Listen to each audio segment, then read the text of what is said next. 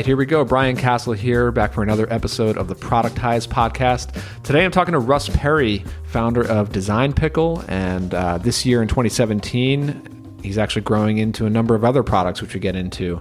So great conversation here. We talked all about their rapid growth and well beyond 6 figures a month in MRR. So you'll get the update. I feel like every time you hear Russ on an interview, he's just multiples ahead of the previous interview, even if it was just a month at a time. So we get kind of an update on where things are at and how he's managing the growth of a team, managing a growing team out in the Philippines, 70 people working remotely from the Philippines, as well as a team here in the US, traveling with family.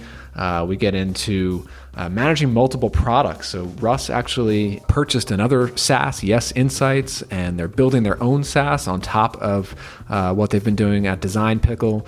We do a deep dive into Design Pickle today as what it looks like to scale up a productized service, the operations of hiring folks, onboarding clients, optimizing that entire flow, the tools, the systems, the processes that they're using. So we covered a lot of ground in this episode. I'm sure you're really going to get a lot out of it, as I always do when I talk to Russ. So without further ado, here we go. Here's my conversation with Russ Perry from Design Pickle. Enjoy.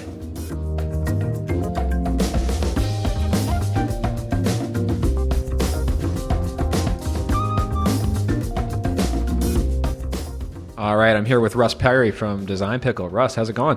What's up, Brian?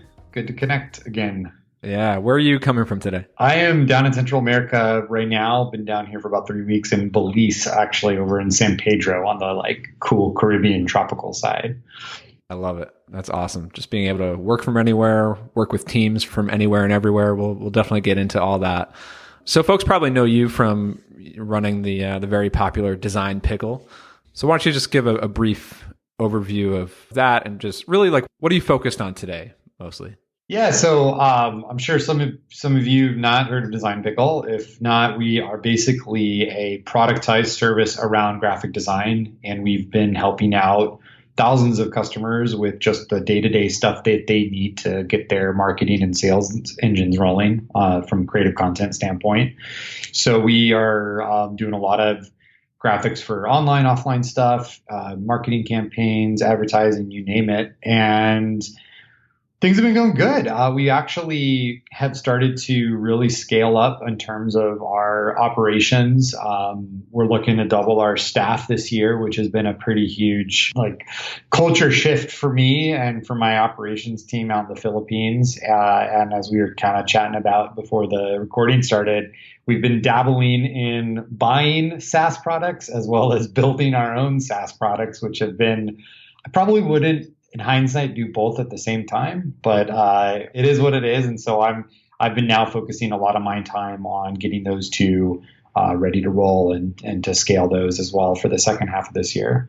Awesome. Yeah. So we are going to dig into all of that in this conversation. I think folks can definitely find plenty of other interviews with you. I know you've done a couple of really good ones on Mixergy, and I think you're on Tropical MBA and probably a few others where you kind of dig into your backstory and how things started with Design Pickle. So I don't really want to go into a whole lot there. The one thing about Design Pickle, being a productized service, and yours in particular, has just been growing so fast. And I feel like every time I hear you on an interview or I talk to you, the update, the current update of Design Pickle is double what it was just a couple months ago, So we're recording this here in the beginning of May 2017.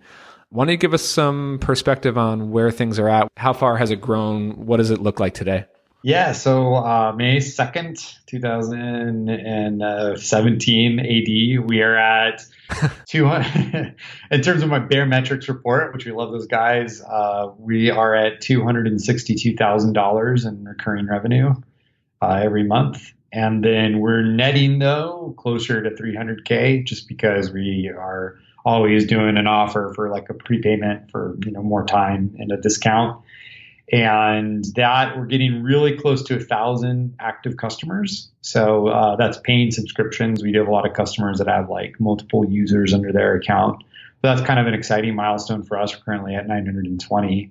But yeah, we've been really, it doesn't feel like we've been growing a lot. But then when I go back over 90 days and look at the reports, it's like, oh my God, we just added like 50K or 100K to our MRR, which is pretty awesome to see in hindsight. Yeah, wow. And what does the team look like today? So we've been, steadily always increasing our production team in the Philippines. So we are right around 70 people out there. That's a mix of designers and other like support logistics team members. And then what's been really exciting for us in Arizona, where we're headquartered, is like we've been hiring there. So forever, it's just been a pretty skeleton team. But we've been able to use this cash flow that, they're just growing the business to hire another marketing support, more customer success people. We're bringing on like a full-time video content producer in May, which is going to be really exciting. And then looking at like another kind of, I guess, marketing role for our other products as well. Okay, so you've got the 70 people in the Philippines, and we're going to dig into that whole side of things quite a bit here. But here in the US, what does your team look like? It's going to be me, 3 marketing folks, 3 customer support folks, and then we have like a outsourced part-time event manager that we use. So almost 10 people. Event manager. So what's that role about? Yeah, so part of our growth, I think, can be directly attributed to we've done a ton of trade shows this year. So we did the Traffic and Conversion Conference that Digital Marketer hosts. We did Infusionsoft most recently. We did the ClickFunnels Conference. We did Social Media Marketing World. And doing all of those in like the first 90 days out of the year, that was required us to bring on some help to just kind of logistically coordinate everything. Oh, cool. I've heard of attending events and going to conferences and things like that, but actually dedicating a person to that role and really doubling down on it, that sounds interesting.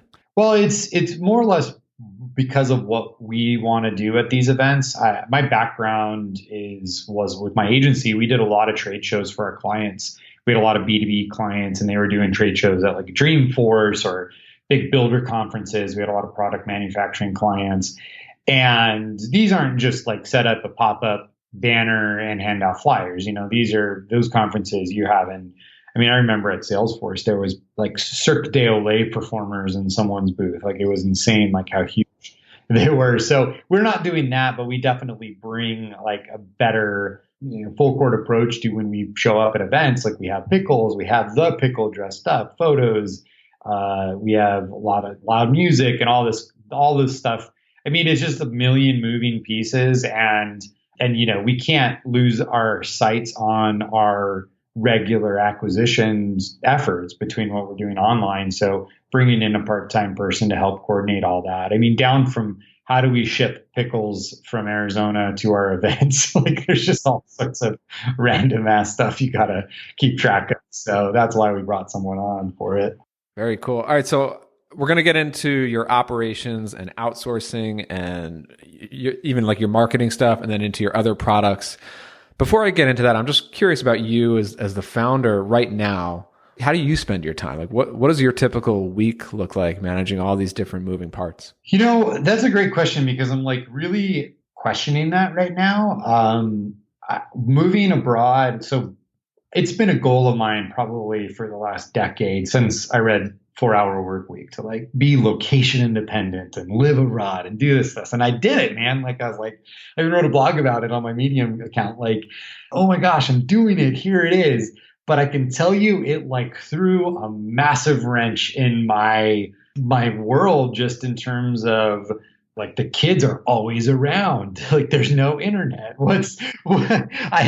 There's one coffee shop that sort of like literally one coffee shop. There's not even several. There's like 4 Starbucks within a half mile of my old house. So it's been a challenge. Like, one of those things I feel guilty about complaining about, but at the same time, I'm still running a business. I'm still trying to grow things. I have these other projects and managing stuff. So I have found that my day-to-day routines were really exposed, and where I've had just a total weakness is in time management, like for deep level work. And what I mean by that is like when I leave at 7 a.m. and not really have anything other than work to focus on till 5 or 6 p.m., I can waste a lot of time and still get a lot of stuff done. Now, where I have only like 3 or 4 hours allocated for work, if I'm not focused, I get nothing done and I feel like I've completely wasted the day. So that's been a huge thing for me. And I think like 3 weeks in, I'm still not there, but I've had to really extract myself. And also, I'm like trying to get massively intent. Like, what is my intention for each day? And it almost like lowering my expectations for myself to say like, look, if I only do these 2 things, that's a win for me. I don't have the bandwidth to do 20 things, and I may not even have internet. So I got to like have a backup plan. And that's been, it's been an eye opener of like how much time I'm truly wasting, which I hope to like learn from for these next 3 weeks and then have some new habits when I get back to Arizona.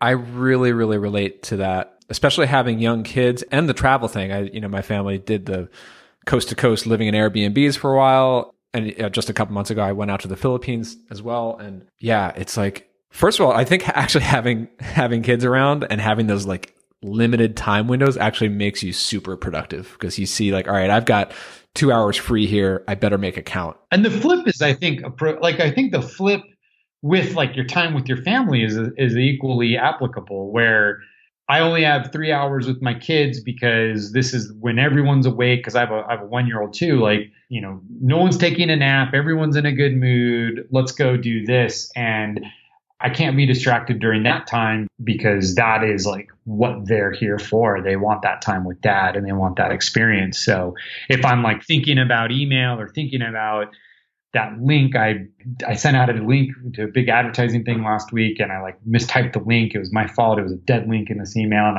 I'm like, I can't think about that stuff. I got to like play Marco Polo right now. And you got to equally compartmentalize your family time as well as your work time. Totally. Yeah. And just that whole idea of being able to accept the fact that, all right, I'm just going to get one important thing done today or this week. If these 3 things get done, that's great. The weekend has to be off limits, no work. I'm still trying to get better at that myself. But let's dive into your operations a little bit, right? So Design Pickle, as you said earlier, you guys do small design jobs. The first question that I have here that I think a lot of people have is, how do you manage that when you have so many customers, so many of these small design jobs going through your pipeline every day, every week? Like, how does that not drive you crazy, right? So like, what are the systems that enable you to process that many jobs? And because if you think about like a typical design firm, an agency, or like a freelancer or whatever, like that level of workload would absolutely drive them crazy. So how do you guys manage it? Well, I mean, we have a lot of designers, that's first of all. So it's, it's not like one designer is managing the whole load. But it kind of comes down to the fundamental DNA of what we expect from our clients. And I think that translates into a manageable business process. And what I mean by that is, we really expect clients to know what they want. They don't have to have everything spelled out. We know our clients are designers, and we're not asking them to design stuff for us, but they either need to know like what the end result, like what medium are we designing for, and visually or stylistically kind of the direction we are going for. You'd be surprised, like a trained professional designer, which makes up our team, can get pretty close to what's in your head if we have just a few data points around who we're designing for, what it is you're thinking you want from a stylistic standpoint, and kind of the end result, whether it's an ad or brochure or whatever. So from that, if you don't provide that to us, you won't have a good experience with Design Pickle, and those clients churn out fairly quickly within their risk-free period or soon during their first month. Well, how do you like optimize for that, right? Like, do you have, I don't know, like questionnaires, or like, how do you train clients to be good clients? It's been a process, and I think it's still something we can improve on. We've implemented a pretty, I think, good onboarding experience where when you sign up for Design Pickle, you actually are gated. You can't even submit a request until you have completed this sequence of videos and a little quiz that we give you. I mean, it's a pass fail in the sense that we look at the results, and then if it seems like you've watched the videos, you'll know. If you watch the videos, you can answer the questions on the quiz. At that point, though, but all of that is designed about setting expectations. How can you use our service? What do we do? What don't we do? And most people, I'd say about 80%, learn from those. And then the 20% that like skip through the videos or don't care to remember, then we usually set up a call with them their first couple of weeks because we can tell that they didn't listen or didn't read through our stuff. And either they correct their expectations of the service or they don't, and then they cancel. So by the time someone gets through all of that, the clients that remain understand the scope and the scale of what we can and can't do, because we don't try to do everything within design. And I think that's the mistake most creative content services make, is they try to do it all within whatever niche or vertical they're trying to go after. And so we set the boundaries pretty clear from the beginning and give you lots of opportunities to learn what those boundaries are. And if you continue to go outside of them, well, you just have subpar results from what we can do, and then you end up canceling. I like how you put it there with like the 80% and 20%. I didn't even think about that, but the 80-20 rule, I just picked a number, but that's like, but it just goes to show how accurate that ratio is.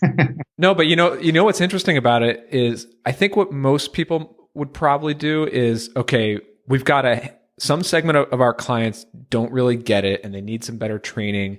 And so rather than having that training call with every client going through, you're filtering out only the 20% who didn't go through the quiz process and kind of spending that extra time on the phone call with just the people who might become problematic. Whereas 80% of the time, roughly, you let those people be great clients because they intend to be great clients from the beginning. They go through the whole process, no problems. And yeah, we give clients credit where credit's due. We actually used to gate every client and required a phone call with them from one of our team members, which a year ago was manageable. Now would require like a lot more bodies and phone time to be able to do. But we saw even in that process that a large majority of our clients were just like, yeah, I get it, Russ. Like, we understand Design Pickle. Let us get to work. Can we work with our designer now? So it was like unnecessarily causing friction and getting someone going. So we found the balance to be like a self-service onboarding and a bit of a delay. And like even that delay, even like a day delay filters out people too. Because if you can't wait a day to get started, well, you have to wait at least a day to get your designs back. So the guy who's impatient before he's even started using the service, we red flag him or her, and we know that they may not even they're not going to be a good fit regardless. So all of it's by design. And it's been, I think it's been pretty good. Now, where I think we can get better is supporting those who don't have a lot of design experience during their first 30 days on how to best use our service. And that's what we're going to be working on. I think the second quarter here is like, okay, you understand how to use the tool, but like, what can you then do with the tool for a new business entrepreneur or owner or whatever? Like, that's a big gap. And we hope to like close that, thus making them more sticky with us in the long run. Do you run into an issue where customers sign up, they might have one or two jobs, and then they kind of run out of ideas to send you? Like they run out of things that they need? There's a whole category of cancellations and churn we call our happy cancellations, where whether it's one or two ideas or 1 or 2 months, they churn out and they're just like, I love the service. It was great. I'm done. And that's hard. That's a hard pill to swallow, because on one hand, my like agency background, I'm like, you're not thinking hard enough. Like there's a million things that we could be doing, but of course I can't like one-on-one consult everybody. So it's not worthwhile. I can't spend my time doing that. So that's where we were hoping to put some systems and automation in, as like, if we detect you're not using the service or there's been a lull, we could kick out some inspiration and ideas, or like, hey, you want to talk to us, and actually have that conversation about how you can use our service. Because that's money we're just leaving on the table. I mean, any successful business can afford $370 a month, even if you're only making a couple $1,000s a month. Like, you could still pay for our service and get a lot of value out of it. So if we're losing happy people because they're not using it, that's on us.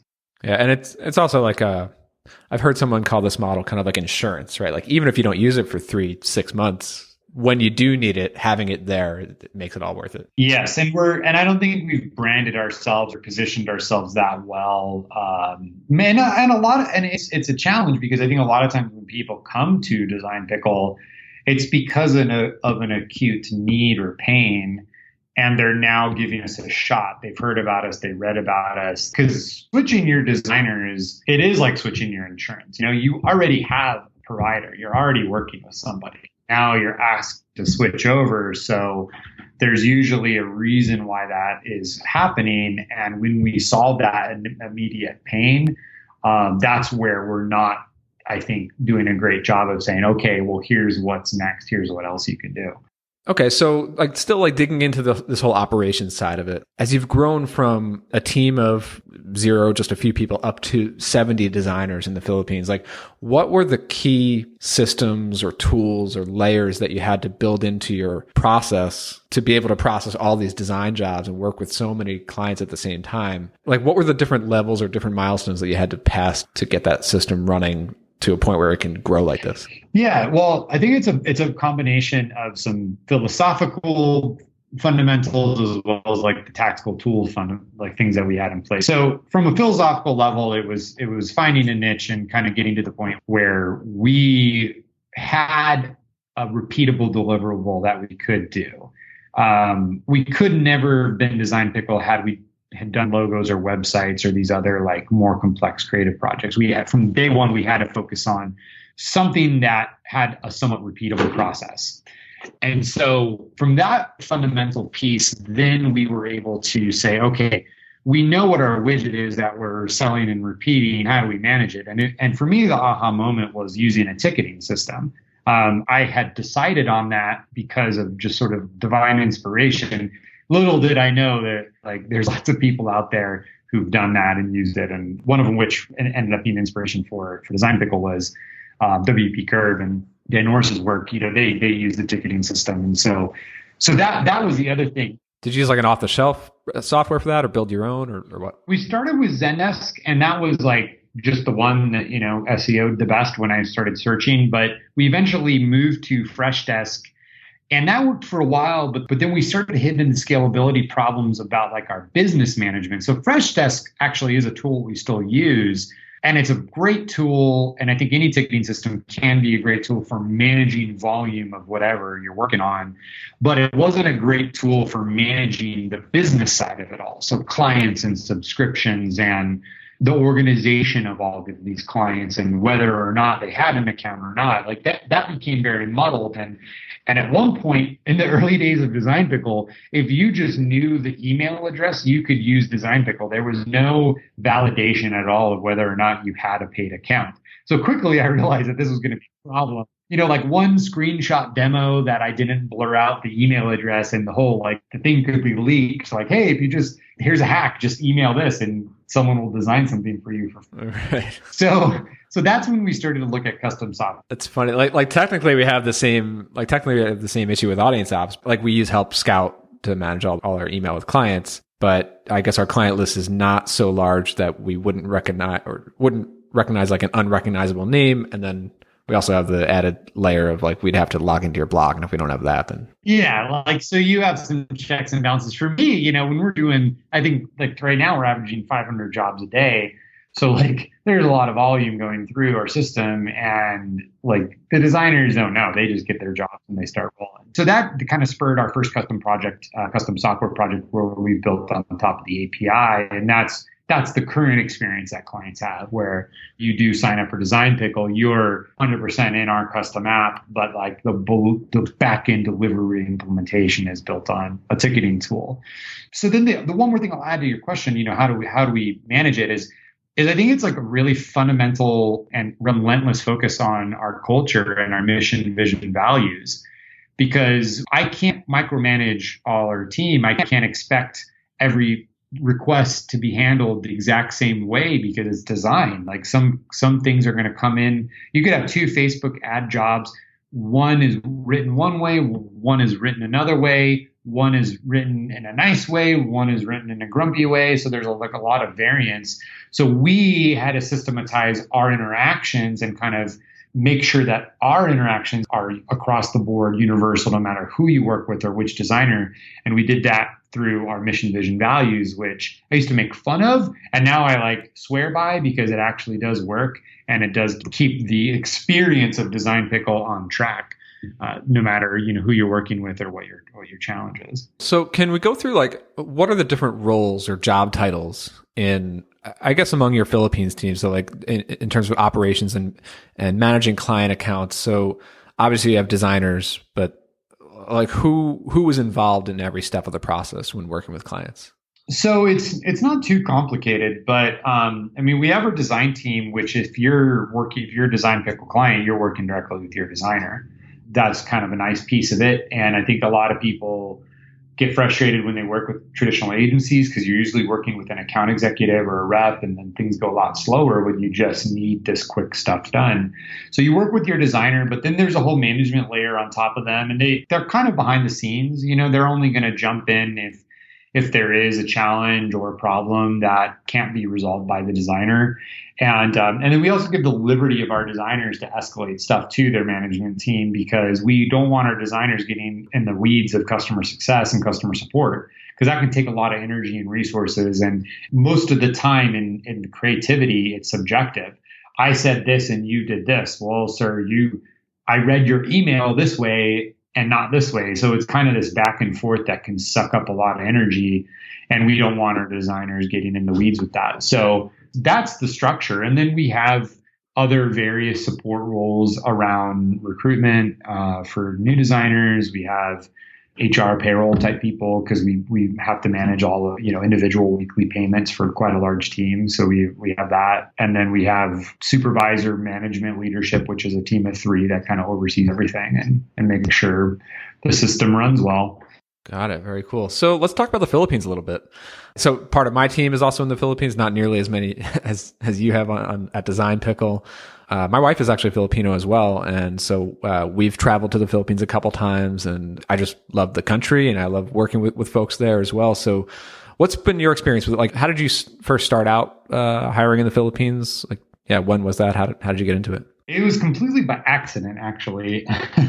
So my post-agency drift, I was depressed. I didn't know what I was going to do, but I knew I didn't want to manage clients, and I knew I didn't really have many other skill sets at that point in time other than doing design and marketing work, because that's what I've done for almost a decade.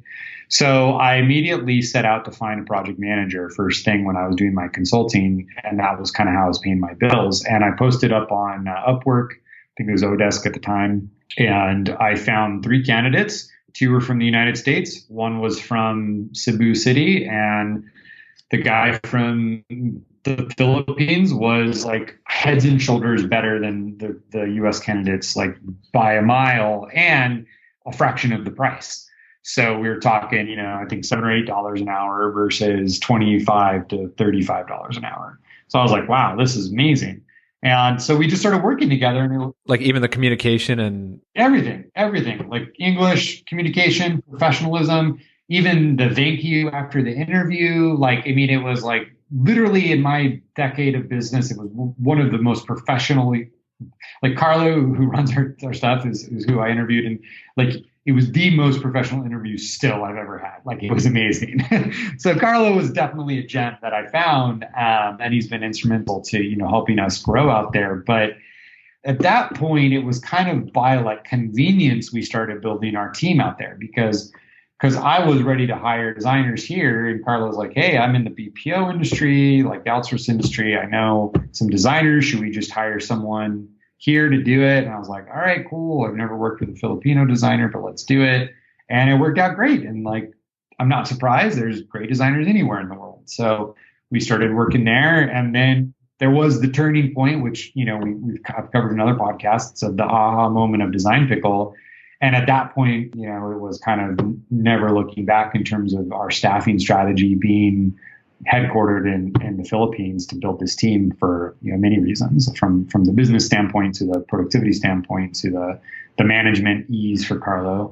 Yeah. And are they all in one location in the Philippines, in Cebu, or are they remote there as well? Everyone's worked from home, and that's kind of one of the huge realizations that we've had is, you're kind of in two classes as an employee in the Philippines. You're either going to an office and working, or you're trying to work from home, and they both have advantages and disadvantages. And so we found that we give the advantage both ways. We offer effectively a salary. It's based on how many hours you work, but it's guaranteed hours, and you can still work from home, which is like what the designers really love. And not to mention, we pay a lot more than you would normally get working in a commercial setting in an office. And when I went out to the Philippines, I experienced the advantage of not having to go to work when I was in traffic for like 2 or 3 hours a day. It's a nightmare. Yeah, absolutely. And it's been getting worse and worse too. Like I went with my wife back in 2010, and then we just recently went over the holidays, 2016, 2017. And in Cebu, night and day, just from 5 years ago to now, it's just bumper to bumper. But yeah, I mean, that's really interesting. And, I was talking to my wife about it a couple of years ago when I started hiring a few VAs in the Philippines, and, talking to her about how much I'm paying them. And I'm just asking, like, what kind of salary is this? And she's just confirming, like, that is a really well-paid salary, especially for like a young professional in their 20s, early 30s. Maybe stay-at-home mom or something. It's a really good situation. Obviously, there are remote jobs here in the U.S., and our U.S. team likes those benefits as well, working remotely, working from home. But yeah, I mean, we see the same thing in the Philippines. And so does your team work like the night shift to be on U.S. daytime hours, or do you cover 24 hours, or how does that work? No, everyone works their local daytime. That's then also how Design Pickle's always been modeled. So that's another benefit is our design team comes online around 3 or 4 in the afternoon, Arizona time, maybe a little bit later. Some of the team comes on earlier to get ready for the day, but then everyone's working their regular time, their daytime there locally. So it's like the lifestyle is great. And this is always like the part that irks me about all the online haters, because we're not shy about it. I mean, you can go to our website and go to Meet the Team and see like there's like 4 very Caucasian people and like a ton of Filipinos, and you could guess who works where. So that's true. That's really interesting you say that, because that's something that's kind of stuck out to me about you and Design Pickle from the very beginning, because there are so many companies that use outsourced labor, whether it's in the Philippines or other parts of Asia or anywhere, and just not talking about it for certain reasons, or just not totally upfront about it. And yeah, you've been just right up front. And I think these days, especially when you're selling to online business owners, like you seem to be, I think clients and customers are more, they kind of assume that's part of the deal these days. Well, and it's a philosophical thing from like, where am I going to draw the line? And initially I was a little nervous about it because of kind of the anti-opinion of jobs abroad. But at the same time, like, I finally stopped caring what other people thought, and really felt that, look, the more we humanize our team and make sure that people know that these are like real people with real families, and they're professional designers, they just live in a part of the world that there isn't the level of cost of expenses that we have here in the United States. So, I could pay 3 times the local rate, which is still half of what an entry-level design job would be here in the United States. And like, I got over all of that, and I found what it did is it just attracted more worldly and nicer clients in general for us, that like kind of were more understanding and more open to just, it was easier to work with them in general. And the people who are probably just pain in the asses never end up signing up in the first place, because they're probably closed-minded to the idea that, oh my gosh, I could possibly work with someone that doesn't actually live in the United States. And so when I like see hater comments online or in their ads, like you're outsourcing design, or you're doing this, you're taking jobs away. Well, it's kind of like the total opposite. It's like I'm actually like making more jobs for design, even here in the United States, because of this. And frankly, no designer in the United States would want to do the work. And that's kind of why we exist, is because there was like this huge gap in the marketplace for production design. So it's something that we've now embraced, and it's made our lives a lot easier, And anytime someone says, well, I don't know, I don't know if I can work with someone abroad. It's like, okay, well, don't sign up for Design Pickle because we got 90% of our company is located in the Philippines. Love it. What does your hiring criteria look like? And I've done, quite a bit of hiring everywhere in the world, but also in the Philippines for various roles, mostly VA roles, but there have been some designers, some front-end developers and whatnot. So like, what does your hiring process look like? And what does the criteria look like? Like, how do you know off the bat that applications are worth saving or worth throwing out? And how do you kind of filter through them? It has nothing to do with their design portfolio. I mean, we have a clear eye for what we're looking for, but we just have a pretty detailed process we want them to go through. And if they can make it through that process, it's like, do this, click here, watch this video, send this email. So what we're doing is we're just testing, like, can you follow directions? Because we know that if they're going to be hired, they're going to have to read a lot and follow a lot of directions. So at that point, if they make it through, so there's the design review, making sure they have the skills that we need, which is like a portfolio review. Then there's the skill, like the follow directions process. And then there's a one-on-one review or interview, 2 one-on-one interviews with my production team. And what they're looking for is like, how friendly are they? Like, could they fit within our culture? And we turn away a tremendous amount of candidates because we just don't think they're going to vibe well with who we are as a company. Because each person gets put with a manager and other designers. And so, like, even though we're remote, it is very much of a team atmosphere. We work together in Slack. We use Workplace too, the private Facebook platform that they launched to have kind of your own private Facebook. So there's a ton of community. There's a ton of connection. And if you're just kind of a weirdo or you feel like you're a weirdo or they connect, then it doesn't matter how good your design skills are, we're not going to hire you. Interesting. All right, so let's just kind of shift over to marketing real quick, and then we'll get into your other products.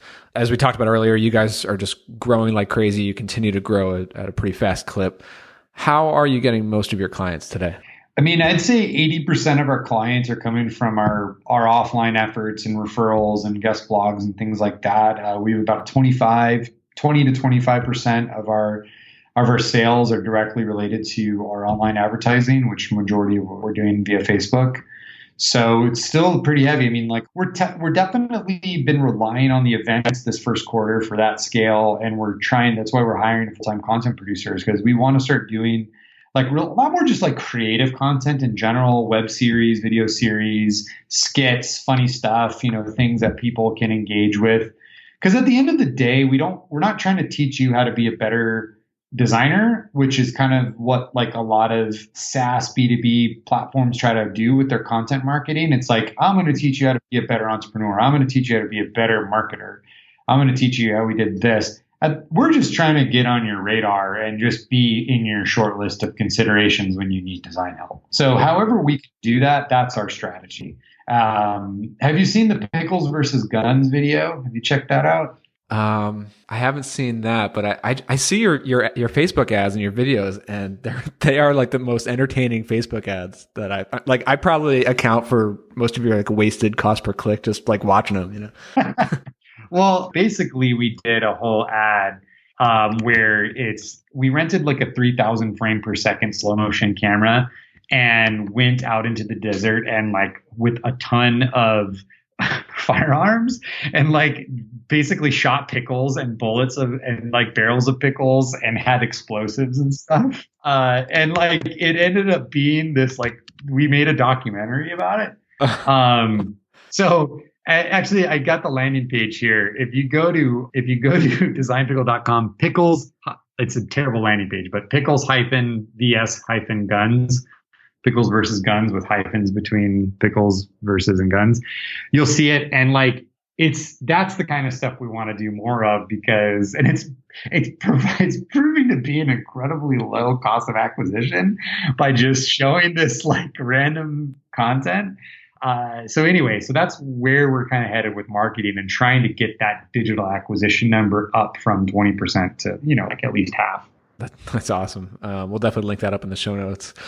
All right. So these other products, I mean, I heard recently that you bought YesInsights, and that one kind of came out of left field when I heard that story. So, you've been growing Design Pickle. It's growing like crazy. I mean, it's not a brand new startup, but you've been pretty deep into it for a couple of years now. So why get into buying other SaaS products and doing other things? So what's going on there?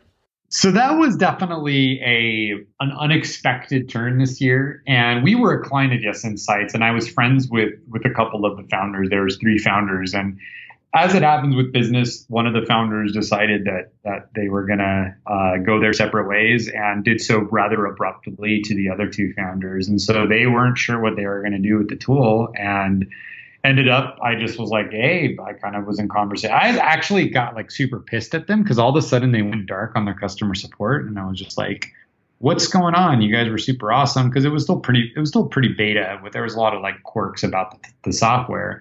But I love YesInsights because you basically could generate a survey, but embed it into your own email service. So we used Drip actually because of you guys with Audience Ops, but we didn't want like customer feedback surveys and NPS surveys being sent by some other tool. I had to sync up to my CRM. And so I found YesInsights because you just copy and paste the code into whatever you're currently using. So I could just copy and paste this code into Drip. And then when people reply, I have the emails go out via Drip based off of certain sequences and triggers that clients have in that system. So anyway, long story short, they go dark on their customer support. I get pissed. I start to research, is there another tool that kind of works the same way? I don't really find anything. I kind of find one tool, but it's this like weird, complicated European tool. Nothing against European tools, but it's just like total Euro design and just convoluted. And eventually I discovered that, look, they're not sure. This one partner is gone its own way, and they're kind of closing the business. So I just went like, whoa, can I buy this? Can I just buy this tool, guys? So we ended up getting an offer. My lawyer, like, it was the easiest transaction ever. They got something out of it, which I think they were planning on just closing the tool or letting it just degrade to the point where everyone cancels. We got a handful of clients. And, so our mission and our vision, were a company kind of expanded at that point. And our vision was always to be our mission was to be the most helpful graphic design company in the world. And we shifted that at that point to be the most helpful creative company in the world. And buying this tool really folded into that mission where, look, we could have other products and services under our umbrella, not just graphic design services, that still fulfill on this mission to be the most helpful creative company in the world. And as we expand that definition of creativity, it could be that we are a creative and that we design stuff for people, but also that we are just a creative company in general, making videos like Pickles versus Guns and doing this other stuff. And so that was one, moment around this expansion of our mission. And then the other one was one that I feel like you were on a similar path with Audience Ops and the tools that you built. It was realizing the systems and the processes that we were using within Design Pickle were pretty cool, and we could actually create a standalone software for other teams that are creating stuff for clients in a production type role, whether that's copy or designs or whatever, and create a standalone software that they could use in their own ecosystems of that client designer relationship, whether that was like an agency or just like a large team that has an in-house design team that's servicing, a whole company with the stuff that they need. And so that's the other product we've been working on, Jar. But within my team thought I was nuts because like within 90 days, we went from just like, hey, we just do graphic design to, oh, by the way, we bought this product and I've like really committed a lot of money to building this other project. So. Yeah. Well, it's interesting because I think, a lot of people hear about a founder getting like shiny object syndrome, right? Like, going out and getting into all these other products. And I'm certainly, I think guilty is the wrong word for it, because my point that I'm making here is once you've built the business to a certain point with systems and people and process in place, I think it actually does become your job as the founder to start building in other areas, whether it's building out the product line and exploring those other opportunities, right? I mean, I think that's where you as the founder kind of add the most value right now is exploring those opportunities. I completely agree. And I confidently made these decisions because I had such a clear vision and mission that I was operating under. And just prior to our call, I turned down the opportunity to buy another SaaS product from a friend of mine simply because I felt that it was more of a shiny object kind of opportunity than something that I could truly sink my teeth into. So I never feel maybe I'm just selling myself that the fact that I don't have shiny object syndrome, but I did. And the math panned out too. Like I've almost recouped all my costs of buying this project within like the first 3 months of it. So that's been awesome. And so from like a financial standpoint, there's been almost zero cost, but from a time standpoint, there's been some. But just recently, I've realized how this tool could be more of like a lead optimization generation tool. And that's been a huge window of opportunity. But as I mature, I think, okay, well, who am I today? Who am I tomorrow? Who am I a year from now? And I think all the successful people that I really admire are able to build and create teams to run multiple projects and products and businesses. And so that to me is a personal development challenge more so than it is like a time management challenge. Yeah, couldn't agree more. And so, just before we kind of wrap up here, we talked a bit about YesInsights. That's over at YesInsights.com. Your recent acquisition and how you've kind of integrated that in with what you've been doing. Tell me a bit more about JAR. Like, where is that in the development? Like, who is it for? What purpose does it serve and all that? Yeah, so I've actually never talked about it. So this will be the first time I actually talk about it publicly. So what we have done really well at Design Pickle is creating a system to manage production volume. And we focus on design, but it's a tight system. We would have to talk for 4 or 5 hours to really dive into all the details of all the moving pieces, but it's a system that works. And we've seen a lot of creative companies use Design Pickle for some time when they're in a pinch, but they eventually go their separate ways because they hire a designer or whatever. As someone who's worked in an agency, small design requests from your clients or coworkers are a pain in the ass. They're a pain in the ass to track. They don't really move the needle. They're not fun. And if I'm managing a team of designers and I'm expected for them to support our clients or constituents on these things, there's really not a lot that I can do to manage them well. And all these tools that exist out there for project management, like an Asana, a Basecamp, a Trello, they are these super vanilla containers of project management that you try to mold and modify for your own use cases. And ultimately, a lot of organizations try and fail. And where do they end up? It's in the inbox. Everyone's just emailing anyway. So what we've done at Design Pickle is we have a solution. Design Pickle, you don't have to use our app. You could literally live in your inbox and use Design Pickle and never log into the app. We manage everything from the back end with an app. And so what we're doing is we're creating that same experience and allowing other organizations to have that within their organization. So you could roll out JAR and go to your clients, go to your teams and say, hey, whenever you need something, just email me. And me meaning this generic email address. That goes into our system and everything's managed much like a ticketing system, but we have native file integration. So we're building on top of the box.com platform. So all of the links, everything's encapsulated in there, public viewing and browser, all this kind of stuff. So for a company that has high demands of production, this is going to be the killer tool for them so that they can manage it. But for the people that need it, I'm not expecting the 60-year-old sales guy to figure out Trello when he needs a flyer made. He can just email us and use JAR, and we use JAR to manage all of that.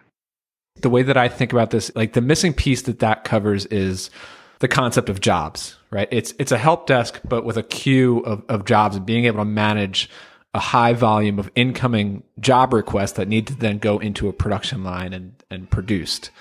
And I love this idea that I've seen a few times now, going from a productized service with a well-defined system and process and evolving into a software tool. And obviously I've been doing that with Audience Ops and kind of taking that traditional project management tool or a help desk tool, but filling in that missing piece that all the other tools don't have because you're focused on a very specific use case. Like in our case, I'm finding that all the project management tools lack the concept of a calendar. And in our case, we're very much built around the calendar. In your case, you're very much built around this, like a queue of jobs and files. And files too, because every project management tool is like, click here to sync your Dropbox account. And then you do. And guess what? Everyone's Dropbox account's a cluster. Like no one organizes it. Everything's a disaster.